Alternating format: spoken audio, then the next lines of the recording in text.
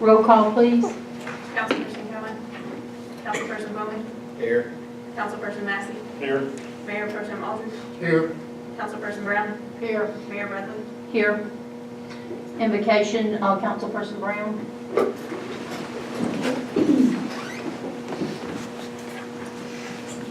Let us pray. Jesus, we come to you tonight in this house, Lord, and we ask your presence to be with us. Guide and direct us in everything that we do and we say, Lord.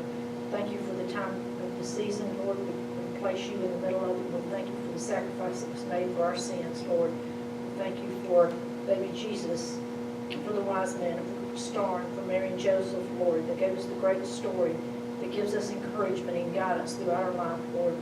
We pray that you direct us and guide us and be with those who can't be here tonight, and be with those who have lost ones during this holiday season. Lord, we know that it's difficult any time, but especially in the holidays. In your name we pray, amen. I pledge Allegiance to the flag of the United States of America and to the republic for which it stands, one nation, under God, indivisible, with liberty and justice for all.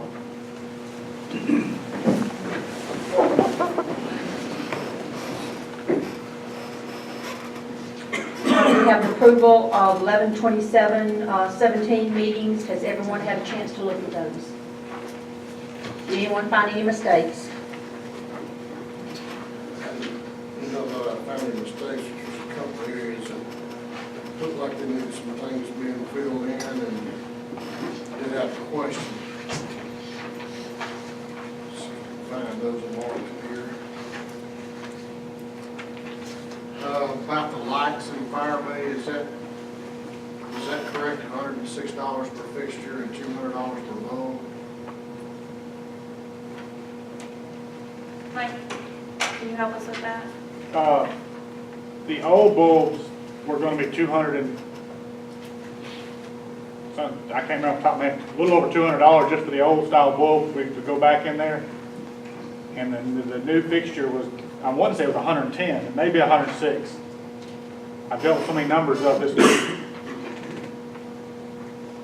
And was it $200? $200 for bulbs also? I mean, I think in the end we approved $1,050 and $600 for installation. Correct.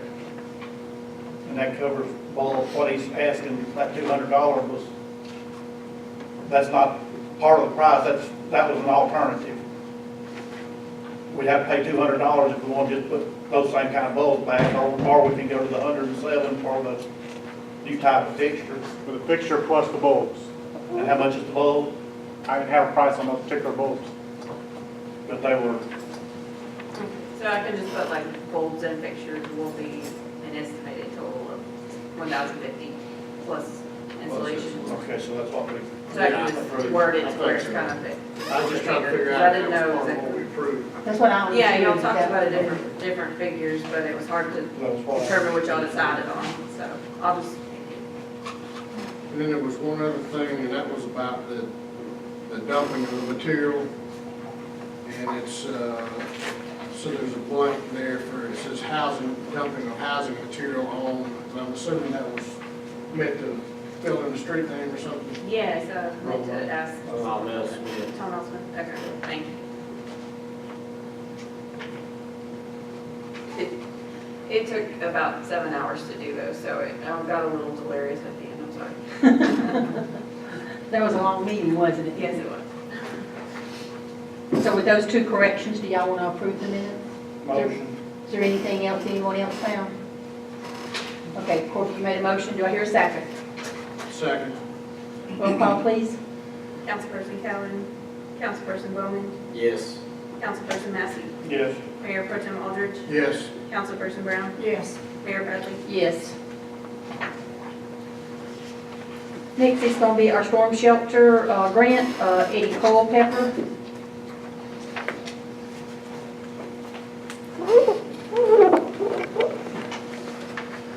Thank you, Mayor and Council. Congratulations, you guys have been awarded the FEMA grant for the storm shelter. It's going to be a 100-person safe room that will be used as a dual-use facility. That means that not only is it open and available as a storm, well, that's its primary purpose as a storm shelter.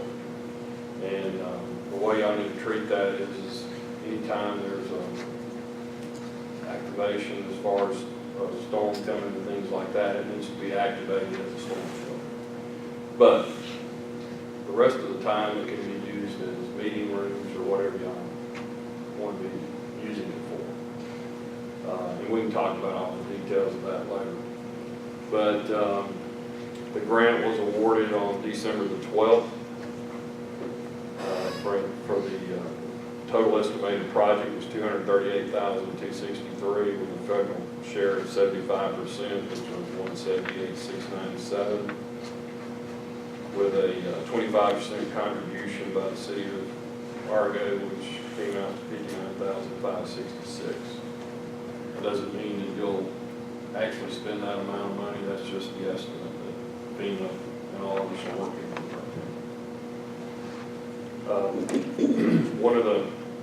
Or a few things that need to be done on this project right off the bat is there's an agreement between the city of Argo, state of Alabama, and FEMA. Probably need to put that agreement in front of the city attorney.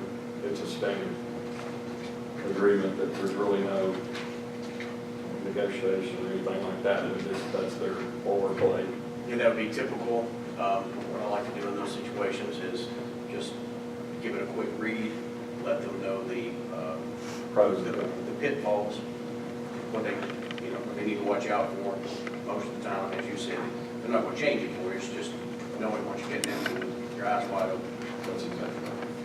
So I probably need to get your contact information and forward that to you for your review. We're supposed to start the project within 90 days of notification. They're pretty flexible on that, but we don't need to just be sitting back doing nothing. We need to show some progress. That can be in the form of working through these agreements and getting all that out of the way. We just need to be able to show on a quarterly report that we're making progress on this project. The next thing that needs to happen is there needs to be a city resolution that authorizes the mayor to act on the city's behalf. And I've got sample templates that previous cities have done. I can forward to you guys. You can review and modify however you'd like. But Would you forward those to the clerk and also to the attorney so we can kind of go over them? there needs to be a resolution put in place that authorizes you to act on the city's behalf as it relates to this project. When we fill out this agreement, that resolution needs to go with the agreement. So y'all probably won't be able to execute that till the next council meeting, which will be what, January? Be the January meeting. Is that around the 1st of January? What is our next? It's on our paperwork here. Second and fourth, Monday. January 8th. The 8th, we Oh, are. happy birthday to me. Don't have cake for me, I know. So that resolution will need to be approved. The January 8th meeting. Okay. We also need to do a resolution that authorizes the city to enter into an agreement with myself in order to perform grant and project management services for you. And I'll put all that in front of you.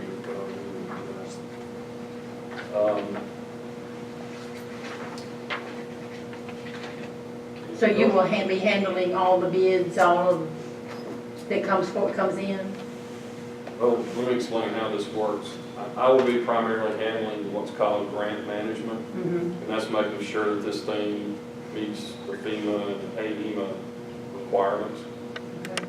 As it relates to the authorization of the bids and things like that, we have to follow the Alabama state bid laws, and you have to have a registered certified architect that has to be in the middle of that to execute those. So you'll need to have an agreement with an architect. And I can put an architect and those types of agreements in front of you, so you can review that as well.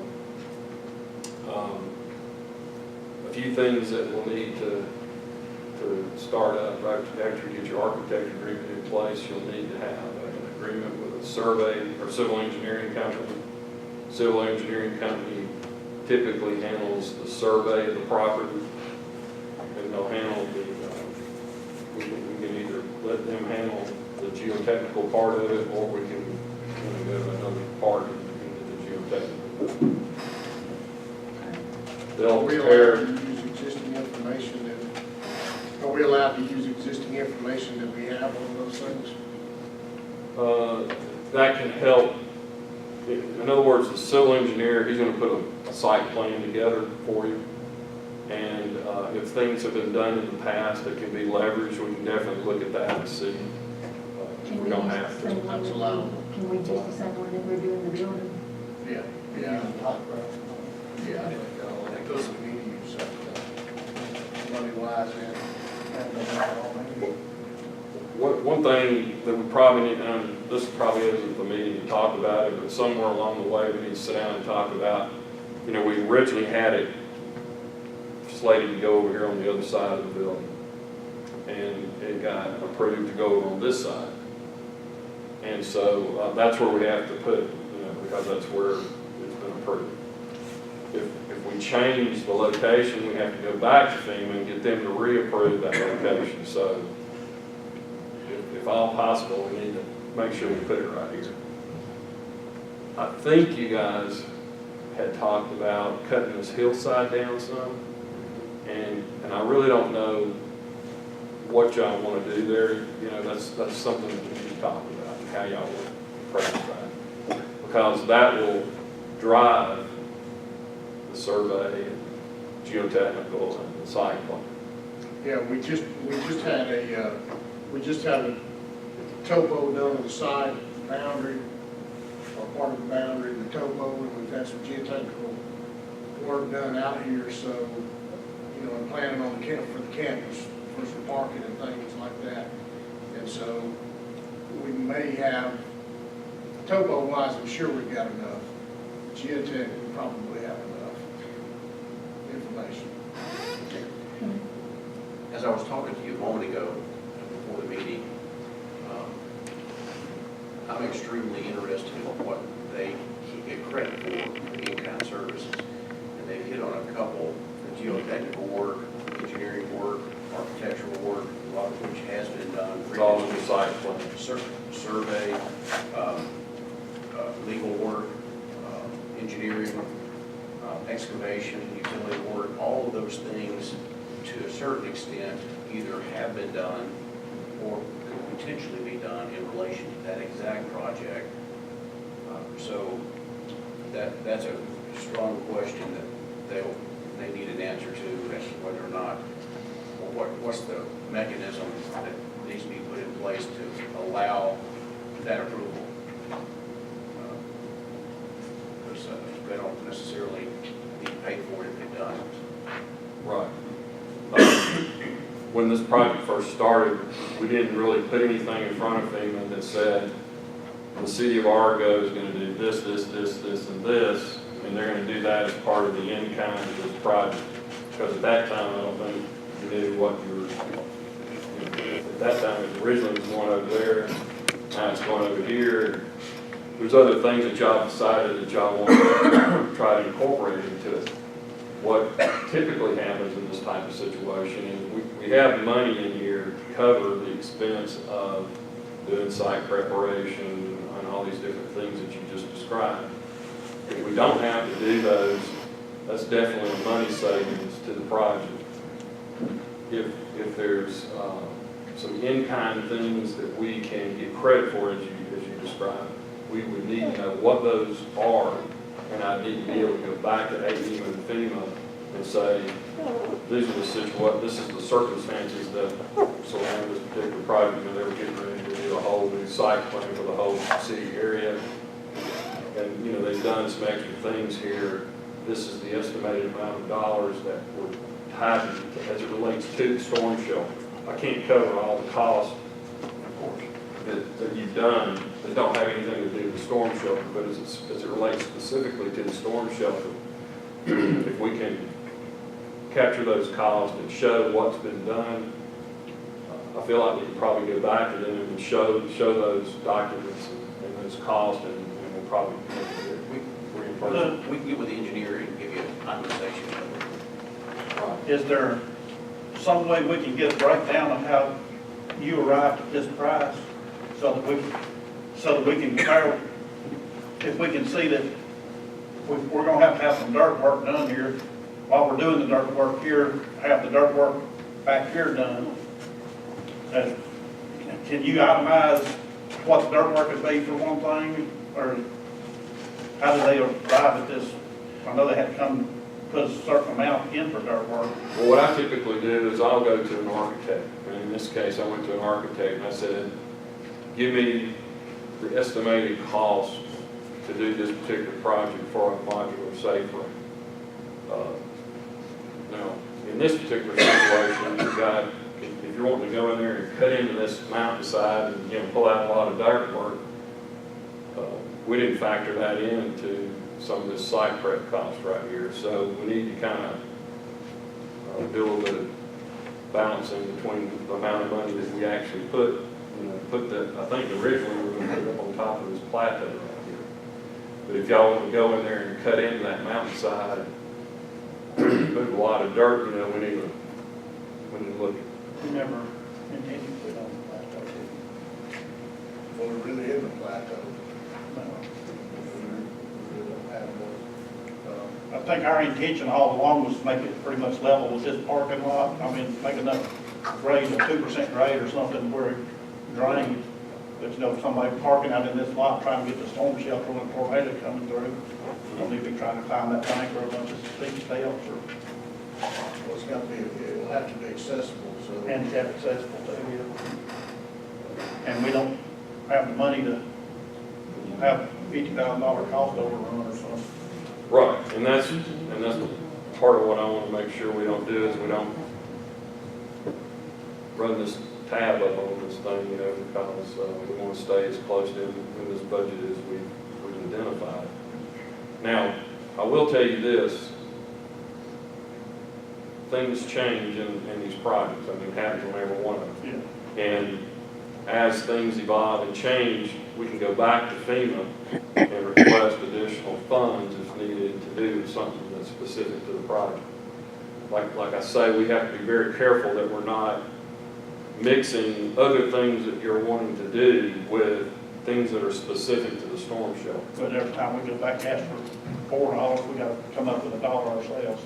Yes. Right, it's a 75, everything on this project is a 75-25 split. Oh, 3-1, well, it's the Apple thing.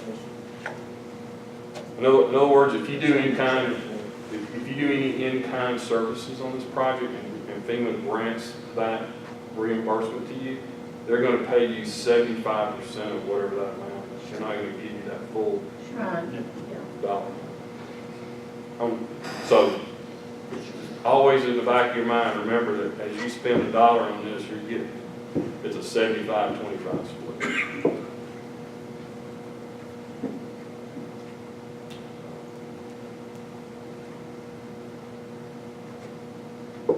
There may be some things that, I know some municipalities have the ability to go in and do things like site work, utilities. It varies from city to city. So there is the flexibility to do it. Do y'all have your own water or gas or sewer? Yeah. Electric? And we don't even have a backhoe unless there's something to take on this kind of a project. Those are the types of things that some municipalities or county governments have the ability to do. We just identify exactly what it is that you want to do back there and then go from there. So, are the architect and the engineer that, that'll be contracted with, how are they selected? By you, Is it by us? yes, by you. And it would behoove you to choose them now, negotiate with them now. Go with the same one we're using for And that was my idea, that there'd be some synergies, savings in cost. Those are certified sometimes. That doesn't have to be done.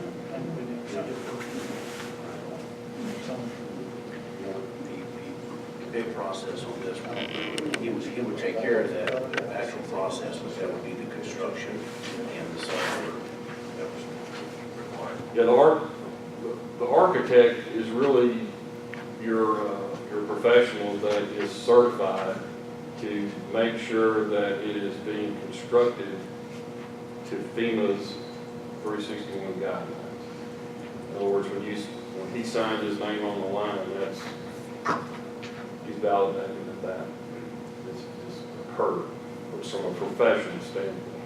Then you've got, as materials arrive on site and invoices are submitted for reimbursement, he has to certify the payouts, for example, that particular item was delivered, was constructed, and is ready now for payment.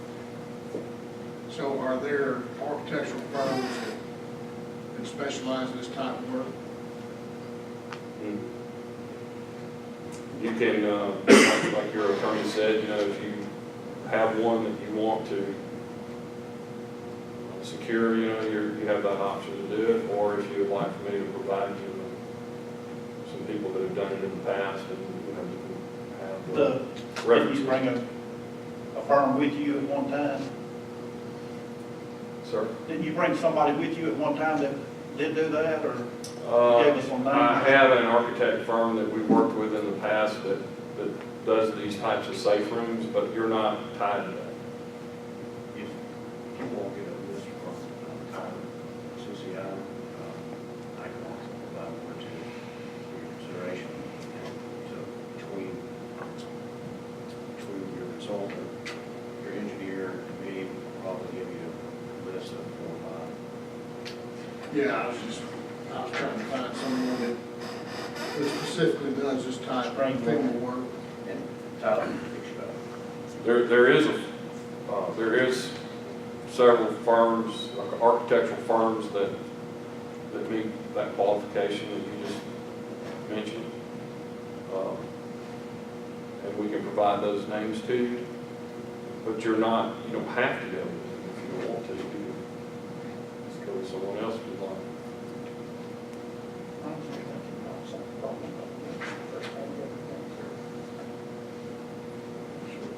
If you could provide those, we'd appreciate it. Okay. I know y'all had a civil engineering firm involved in kind of this whole complex, right? And they probably know this better than anybody. Yeah. Yeah, I think that works. We should pursue that. They may be able to save a lot of time and money just because of their knowledge of what's been done so far and what y'all's overall plans are.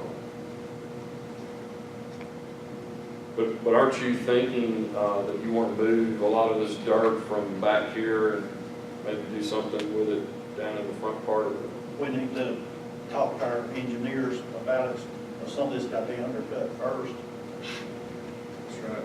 and then this would have to compact it in as it's brought. But, it can go into that first phase, was talking about that extra driveway, that temporary driveway, so it goes down through there, we could use some, maybe a bit there and all, which will be in the same price as phase 1. Yeah. It makes the most sense if we can do it that way. If we can utilize material from there and use it where we need it on. Save us a little bit on both ends. Yeah, we'll be able to pull some of these dollars, to help with that, and I don't know what all you got planned outside of that right there, We but don't know yet either until we get some prices and engineers, but we've already figured out we're not gonna be able to do what we want to do. But, we're gonna do phases maybe. If you cut into this hillside and you take all this dirt right here, how do you plan on keeping that embankment from? Was slope, a 3-to-1 slope, kind of what we So you had. weren't gonna put any kind of a retaining wall or anything? No, we've had nightmares with retaining walls, and they're expensive too.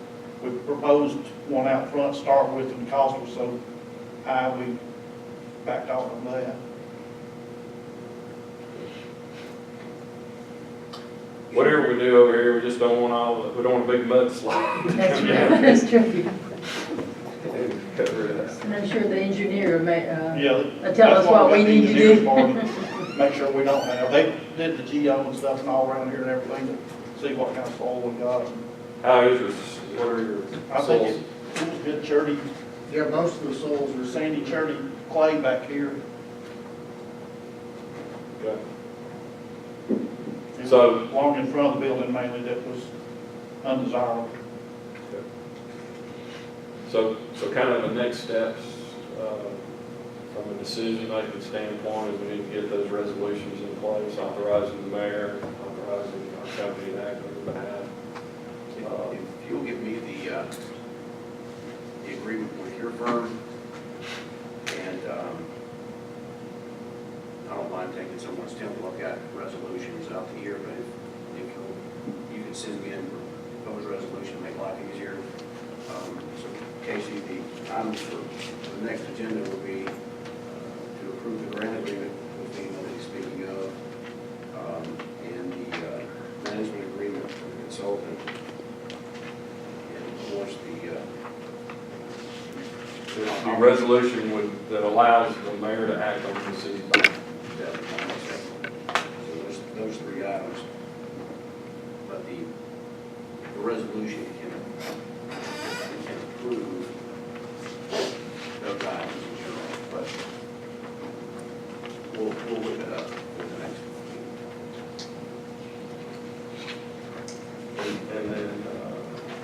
And then the next things that'll come after that is we need to do some, between now and while this other stuff is going on, we need to start talking about how that's going to be done back there, from excavation. Tony, could you get in touch with them and ask them to come on out to give us, to come and look at what we need to probably do over there, so we can go ahead and try to get some kind of general idea of what their suggestion is for that hill. Yeah, and I think I think they contacted you, excuse me, several months ago, and actually started looking at some of those issues, so it's just a matter of carrying that to the next level. I think they have a pretty much general idea as what was going to be back there, so I think they pretty much know. Yeah, and that's why I'm suggesting you probably stick with it since I already know. We couldn't really do anything, FEMA won't allow us to do any kind of dirt work or anything that does anything to that site until this project's approved, and then once they give that green light, then you can go. So now that he's been approved, we can proceed with, We can do whatever we gotta do to make the project work, that's Okay now. okay now. I would suggest that the engineer meet with also Daryl to see if,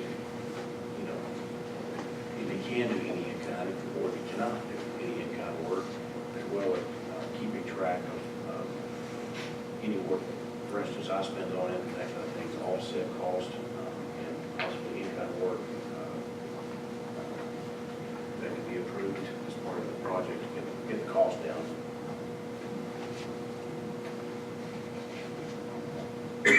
just everything we can save ourselves, we do the work, any kind of work ourselves, and we can, that's some of the money's been saved. I know you got this parking lot right here, and FEMA will cover the cost of the appropriate number of ADA compliant parking spaces for that safe room, but for example, they won't come in and pave that whole parking lot for you. Yeah. So, it's basically necessity things in order to allow a handicap handicapped person to be able to get into the facility. So like. If it doesn't apply to that shelter, they won't do it. Right, that's the way you kind of have to look at the things that they're gonna pay for. Mhm. What is required in order for this to meet ADA compliance? What is required in order to protect lives?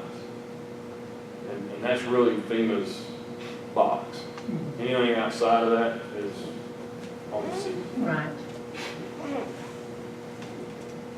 Some people like to dress them up and put nice roofs on them, decorative brick and patterns and all that other stuff. FEMA's not gonna pay for that kind of stuff. They don't mind that you add those things, they're just not gonna pay for it. Are there any other? Does anyone have any other questions for Mr. Culpepper? I think that's it. We don't have anything.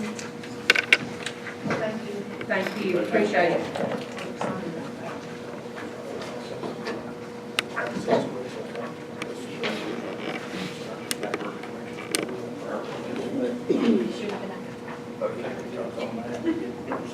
Thank you, Mr. Culpepper.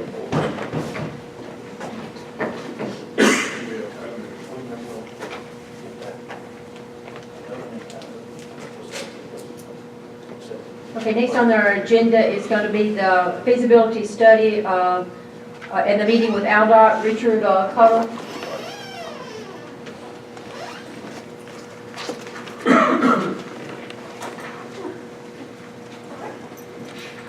Good evening, Mayor and Council. Richard Cottle, I'm with Skipper Consulting. Wanted to report to you tonight on a meeting that we had with the Alabama Department of Transportation on Wednesday of this week, December the 13th, regarding your Apple project for the improvements to I-59 and Argo Parkway, US 11, Argo Margaret Road intersection. This was pursuant to the meeting, last city council meeting where we briefed you regarding the proposed plan that we have. I have given every one of you up there a 5-page summary of the meeting minutes. I will not contribute to the extension of your meeting minutes tonight by going over every page. I will cover a couple of highlights and then be glad to answer any questions.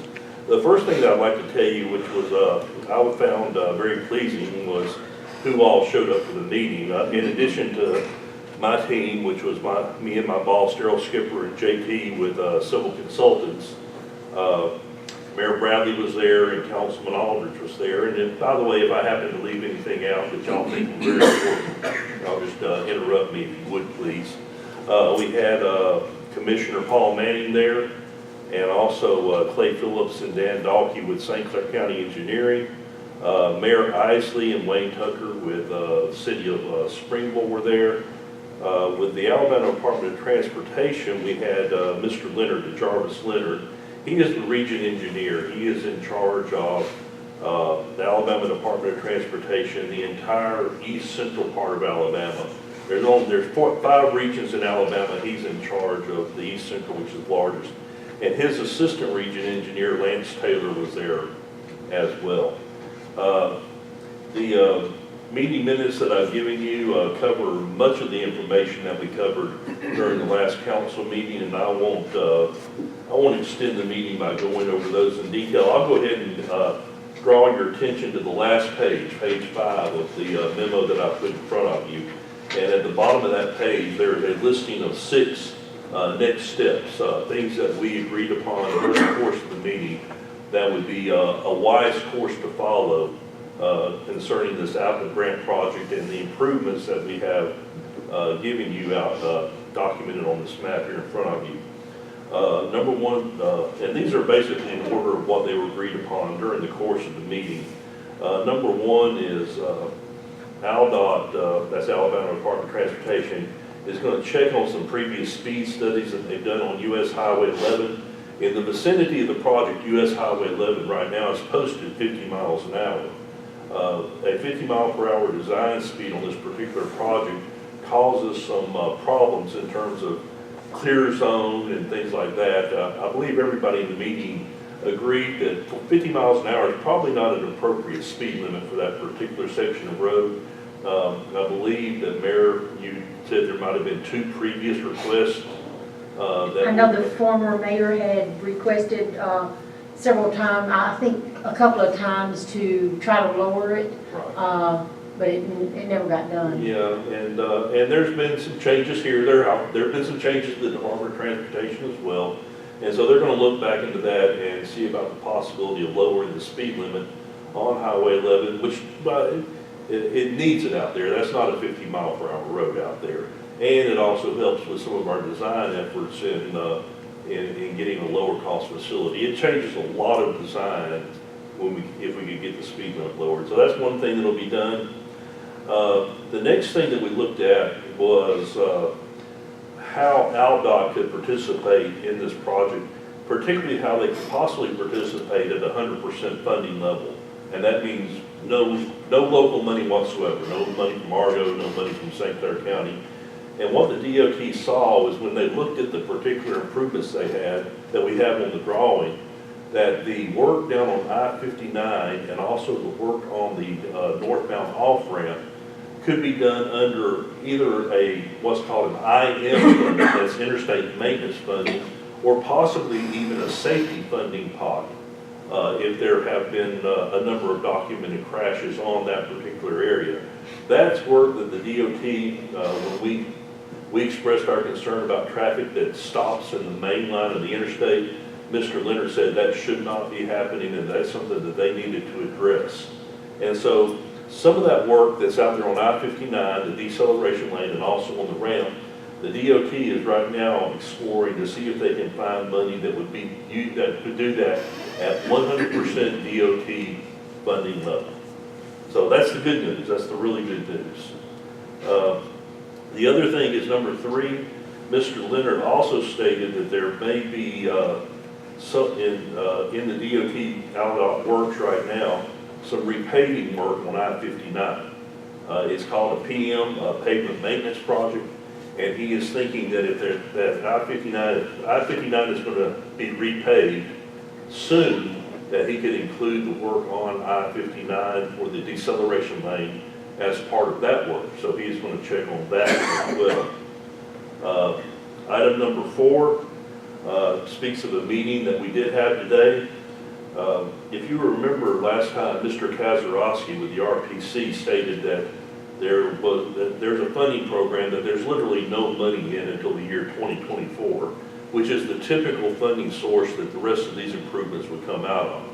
Well, as we were talking to the DOT, there is another funding program, and that's called CMAQ, Congestion Management Air Quality Funds.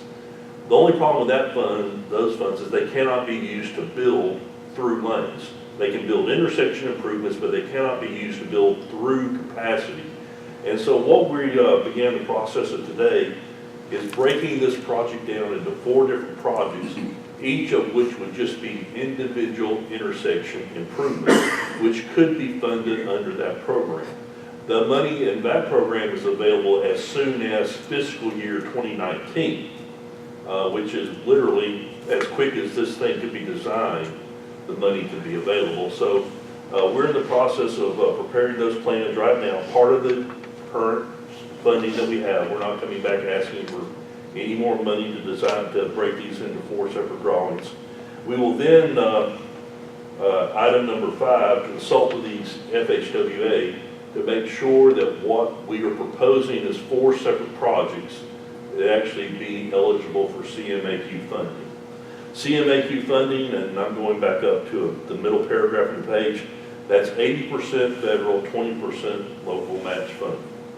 And so at some point, and we talked about this during the meeting, there is going to have to be a sit-down, face-to-face meeting with the director of the Alabama Department of Transportation, Mr. Cooper, to determine how much of the 20% the DOT, AlDOT, will come to the table with.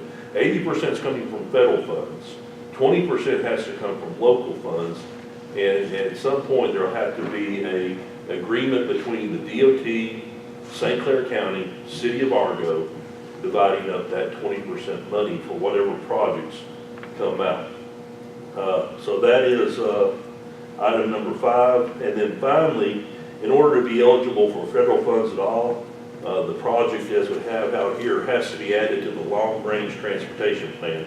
That's the 2045 plan, and that's basically a bureaucratic step that has to be done. It has to be shown in the plan before you can actually ask for money to do it. Those are the 6 steps. But during the meeting today, we did work on dividing this into 4 projects: the deceleration lane on the interstate, the work on the ramp, the work at Argo Margaret Road actually is phase 3, and then the work down at Argo Parkway is phase 4. We're also looking at how to go about getting the project underway quickly. And our main idea of getting this project underway quickly is to go ahead and start the engineering just on the parts the DOT is going to fund. And that's a future meeting that we'll have to have between DOT and the city of Argo to decide how that's done. So anyway, that's my presentation. That's how the meeting went. And Mayor and Councilman Aldridge, if I missed anything, feel free to fill in any gaps, and feel free to ask any questions. Does anyone have any questions? Ron, you have anything? I think you just about covered it all. That's all good news. And I will say, Mayor, you did ask me how long will this take, and I think I suggested that we probably ought to give Alabama Department of Transportation around 2 months to do everything that they have on their list. We'll have the drawings that we worked on today. We'll have those drawings somewhere in the middle of January, be ready to go back to the DOT and the FHWA with those. All right, thank you. Yeah, and I think there's something I'd like, it's not really adding anything to it. I just, when we left that meeting, I felt really good about hearing some options from DOT and from Regional Planning Commission. We knew that the funds were limited till 2024, but they were actively thinking of ways and looking for ways to fund this as much as we can now. And No, we've got a problem. I think they're very I think you much can't aware wrong. of that. If we made them aware of it, they know we've got a big problem. Even the county commission was, received all this very well. I mean, they were, willing to step in and help.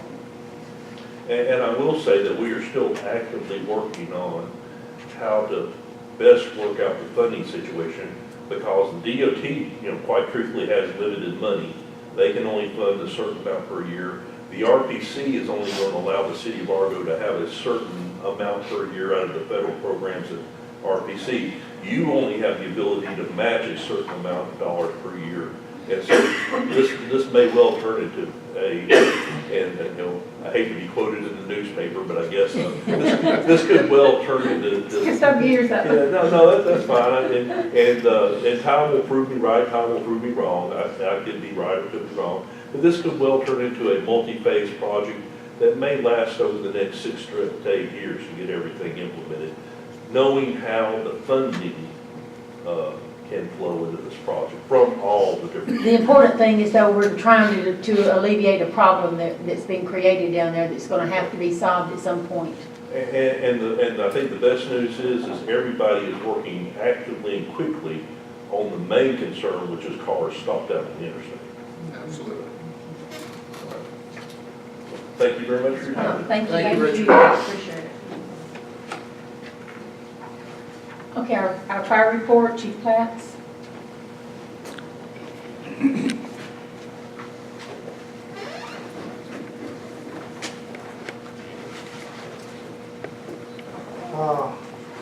In the month of December, we run one structure fire, not including the one in the bay.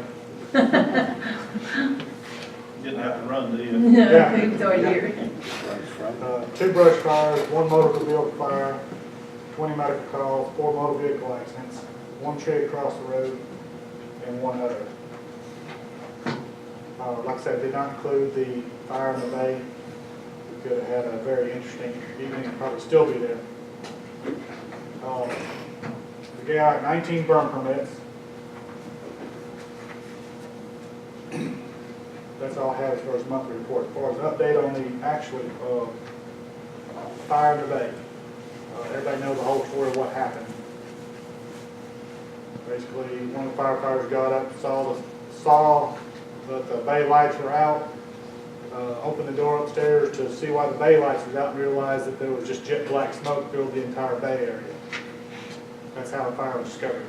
It turned out to be just the treadmill and a trash can on fire. The treadmill had not been used for a couple of days prior to, but decided, like any other electronic equipment, decided it was just going to burn itself up, and that's what it did. We got out very lucky with no structural damage. However, smoke damage is a major event out there. DEC's been out there for about 3.5 weeks cleaning with all their crews, but there's no way to clean flat paint on a wall. You can see where they've wiped and everything. But now we're in the phase of actually painting things like that. The entire bay has to be painted, ceiling, walls, the face of the building on the outside is to be painted, the day room to be painted, ceiling tile in the day room to be Did replaced. he give you the okay to do the floor? Yes. So they're gonna paint the insulation? Yes, they pulled that back, didn't they? Is that what he said? They pulled it back and there was no, Yeah, they pulled it back, and the adjuster did, and said all they would pay for is to paint the outer vinyl, and there's a special paint they have to use to make it adhere to where it stays. What's the warranty on that paint? That's I don't know. We need to check that because I've seen it before and that paint just falls off and flakes off that stuff. Got that. They did approve for the bay floor, the entire bay floor to be come back and repolished and redone, which is due anyway. That type of floor has to be done every so many years anyway. We're taking bids on everything at this point. The washer and dryer had to be replaced. 6 bay lights, that's the adjuster. We're going to go back and forth the adjuster. They're going to pay to replace 6 bay lights out there at this point. The problem with that smoke and that black soot, black is extremely corrosive. Anything that gets on corrodes over a period of time. The adjuster's aware of that, so anything else that goes out in the near future, like telephones, radio speakers, anything like that, we can go back. what about the monitors? The monitors are being sent off. There's 2 monitors out. We just happen to have 1 truck out of service. That's the truck that parks closest to the treadmill, which was in hindsight, was a miracle by itself because that truck was extremely expensive. But the equipment that was off that truck was laying in the bay where the truck was normally parked. So now all that equipment was exposed. The monitors are about a little over $30,000 a piece. So we're having a truck taken back to be confirmed by Zoll, that's who makes the monitors, where they need to be replaced or just recertified and recleaned and gone through. That's what the ball's in their court on that one. Did y'all determine if it messed up the computer that was in the truck? Wasn't there a computer in one of the trucks? We don't think so. The brush truck windows were down in the bay, so everything inside that truck was black as well. It was a big fat mess for the folks that came down here and saw. Plus, everything we walk around in the day, during the day, our hands are black. They had smell all over their faces, their hands. Yeah, when they came down there, they literally ran around the backside of the building, came in through the bay door, ran real quick, grabbed the air pack off the truck and ran back out, put it on, and came back in to fight the fire. And they were all black and the knees were black because they couldn't get to their gear. Same thing with our turnout gear. We had to wash 40 sets of turnout gear. We're used to washing 2 or 3 sets at a time, not 40 at a time. Big difference. Trustful and Centerpoint helped us out considerably on that. At this time, like I said, we're getting the cost of the different projects, putting the electrical, the ceiling tile, and all the painting. That's what we're trying to get the bids in there. Can I ask a question? In doing, you said bids, and that always perks my interest. Are you getting quotes I'm sorry, it's quotes. from locals? Correct. Okay. Have you checked any of that versus the bid law requirement? Whether it exceeds or not? Or? It should not exceed it. That's what we've gotten so far. Don't qualify for emergency anyway. Well, that's where I was going with it. If qualifies, but only if you all vote to declare an emergency and to waive the bid law requirements as it relates to whatever service and/or products that he's obtaining.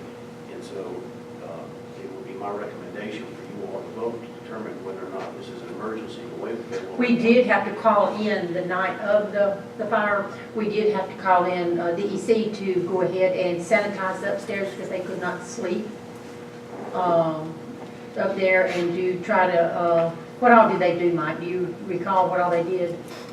They put the air purifiers in, they came down, wiped walls down. That night, they started wiping things down in sleeping quarters. And literally clean carpets, replaced air conditioner filters. I mean, it was a horrible smell, Just went from horrible. You could literally see where they stopped in the ceiling of the bay and on the walls. It was a major difference from where they started and stopped.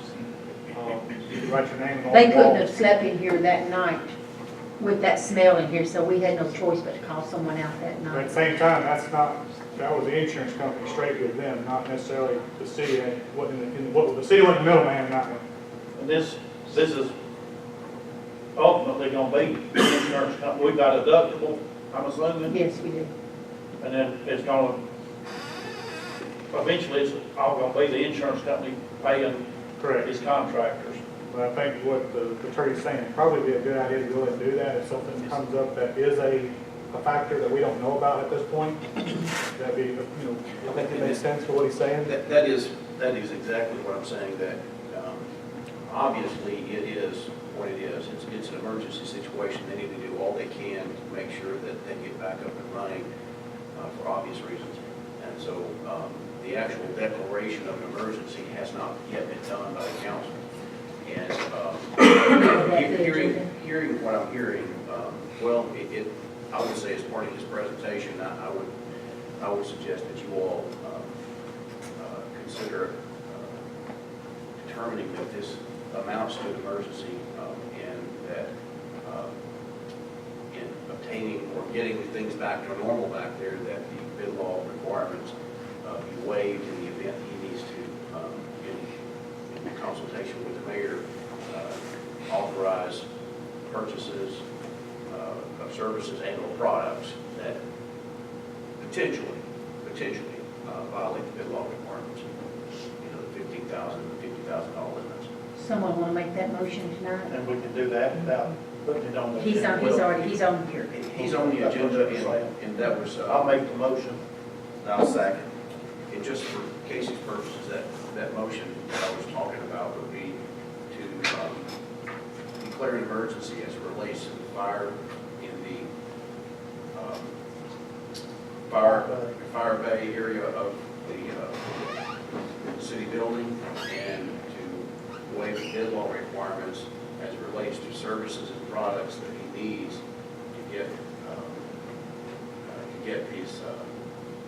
get things back to normal in consultation with the mayor. I think we need to make it in consultation with the insurance company too. While we're spending this money, they need to Absolutely. have some input. According to the adjuster, we're supposed to send all the bids in to him first before we have anybody do the services, so. Well, that's my motion, what he said. You second, Ronald? Roll call, please. Councilperson Kellum, Councilperson Bowman, Yes. Councilperson Massey, Yes. Mayor Pro Tem Aldridge, Yes. Councilperson Brown, Yes. Mayor Bradley. Yes. In doing that, I think that it would allow, the only thing I know that would come up that would be above that would be the monitors themselves. If they get that point, would that be replaced? And doing that would allow us to get exactly what we have now, which is a one source provider anyway.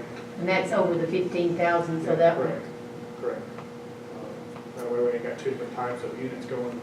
They have to require different supplies to run each one of them. Would those monitors be on the state bid? Probably not.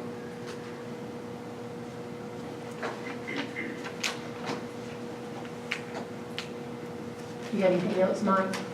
That's all I have. Does anyone have any questions for Mike? I do. Are we gonna get smoke detectors in the, Yes, I'm asking that the electrician go ahead and give us a price on these smoke detectors in this area down here, to the best of my knowledge, are tied together. In other words, one goes off, it sets off all the smoke detectors on this floor. The smoke detectors upstairs are individual smoke detectors. They need to be wired, connected together, and tied into this area down here. If there's a fire here, it's going to set off the entire building here and up there, as well as a heat sensor or some sort. We're looking into that now, what we need to do. Heat sensor in the bay area, if one of them trucks were to catch on fire or whatever, we'd get the same type of warning. A standard smoke detector would not necessarily be a good thing out there, because if the diesel engine is cranking up, there's constantly some sort of smoke, sometime for a few minutes. So that would be setting off the fire alarm on a regular basis. So that's what we're trying to look at now and get. But I'm trying to get a price on doing that throughout the entire building, bring back to the council at a later date, as soon as I can get some more information on that, how to look the best route. For y'all that didn't hear that, Ms. Colson asked if we were going to get smoke detectors back there. That was our discussion the very night this happened. I was not aware there was no smoke detectors back there. I don't think this council was aware either that there was none back there. And that was one of our discussions that night, because if someone hadn't have opened that door, it could have really been bad for those firemen back there. And our building.